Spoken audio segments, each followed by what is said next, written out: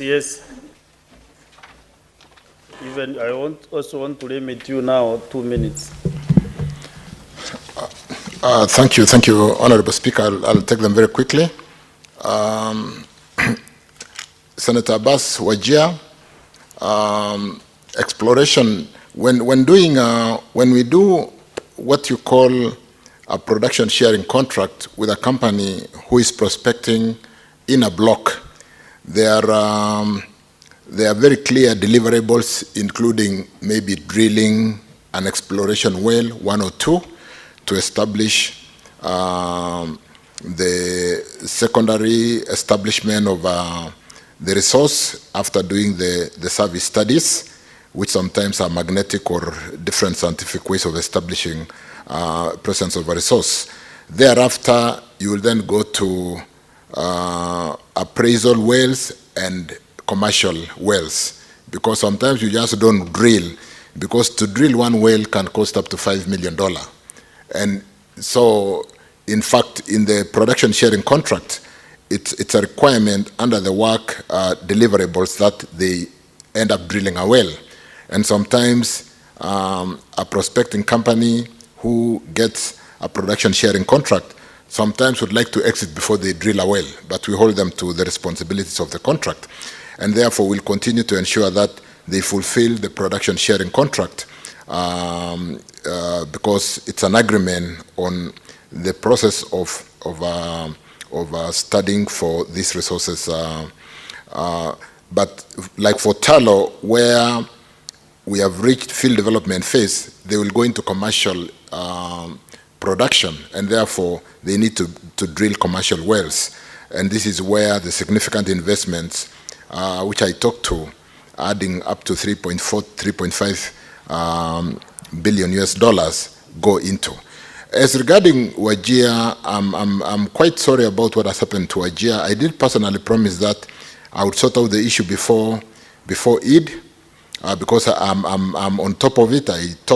I get a report on what's happening in Wajir every morning and every evening, because it cannot be that a county like Wajir town does not have power.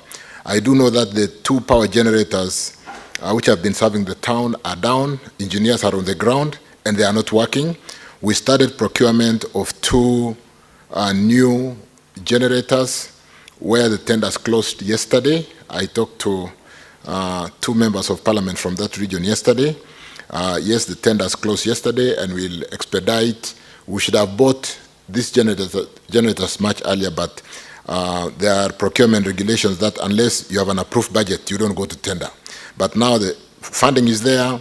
The tender closed yesterday. It will be evaluated, and we'll make sure we deliver those 2 generators of 1 megawatt each to sort out that challenge. And I think the same problem is obtaining in Marsabit, and we are addressing that.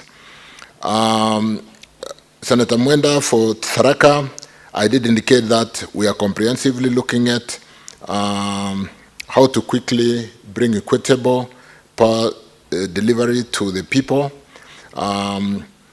I will need to do more work for that Tharaka Northern Chuka area, but more importantly, what we are doing is we have a fairly segmented energy sector, one which generates, one which transmits, and one which offtakes and distributes power to the people. That's Kenya Power. So with this fairly good vertical integration, we know the responsibility of transmission is with KenGen, rather with Ketraco. The responsibility of generation is with KenGen and a number of the IPPs, and the responsibility of distribution is with Kenya Power. But we also have a social responsibility with REREC to basically provide power and accelerate access to power to all our villages, all our public institutions, through a government, 100% government-funded project. What we noted lately, and we are looking at restructuring the balance sheet of Kenya Power to concentrate on offtake and establishing that they support the last mile, because they work very closely with REREC under some very clear arrangements. But we lately realized that some assets worth about 20 billion which ordinarily, transmission assets which ordinarily should be in the books of KETRACO are in Kenya Power. So Kenya Power are struggling to maintain assets which they should not be maintaining because their portfolio is not in transmission. Their portfolio is of take the power generated and distribute. So they deal with 11 kV lines, 33 kV lines, and the lines that gets to our houses. So we are correcting that, getting Kenya Power to be fairly more solid in terms of its balance sheet, and so that they can do all the things, including providing those transformers that Senator Mutinda talked to. And with some little time, we should be able to, in fact, there is a tender which is just closing in a short while to provide transformers. I know it's been a challenge, and we should be able to get transformers in a short while, Senator Mutinda, to address that challenge. Senator David Wakoli, yes, we have enough employees. In the sector, it's more of an investment. And like I said, if we streamline Kenya Power, which is a listed company, and address certain governance issues, Kenya Power is 50.1% owned by government, and 49.9% owned by Kenyans and other investors through the Nairobi Securities Exchange. And we need to address governance issues because even those investors who have put their money in Kenya Power, they need return on their investment. And therefore, we want to see a company that is commercially trading and having return on their shareholders, but more importantly, serving the purpose for which it was established.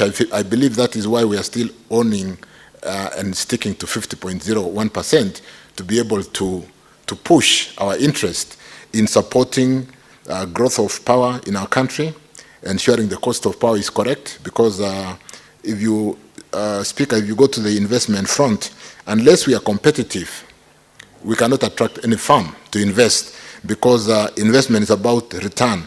And where there is competition, global firms will only invest where they get cost advantage, distant advantage, and so on and so forth. So, Senator Wekoli, we are working on that, restructuring of Kenya Power midterm and balance sheet to ensure that they are able to address the challenges that are obtaining, because we need our country to be competitive and not continue migrating investments into Ethiopia and other countries around us because of the cost of power and the inconvenience of getting power where you need to build your industry. James Lomenen again. I empathize with this challenge. Investment time is difficult, it's expensive, and there's no return. Talo and the government will be investing up to 3.4 billion to get to first oil. And whereas doing that investment, the returns are at the tail end of the third year when you go to market. But like I said, there is more concern today on what I call environmental, social, and governance issues. Social becomes very important because unless the communities who live where we work are happy and their issues are addressed, we'll not have any headway. We know the challenges we face together in that area, including at one time Talo packing and leaving the site. And we'll pay attention so that we take care of our people, but also take care of the investor so that it is a win-win. And I want to promise that we'll work very closely together. And I'm happy that if we can get a third auditor who can be paid by the county to confirm the measurements of our resource, that will go a long way in assuring our people that nobody's playing games. And therefore, there's going to be a win-win in that area. Thank you, Joyce, for your comments regarding the fact that we are going to pay attention as a government in office. We're going to be responsible. It's important that we continue coming to this house to basically support the accountability, responsibility that is bestowed in this house. And when called upon, I want to confirm that we'll be available and we'll prepare adequately so that we furnish the house with the correct information, because this is your role and the link with the people of Kenya in terms of all of us working together to develop our country. Thank you.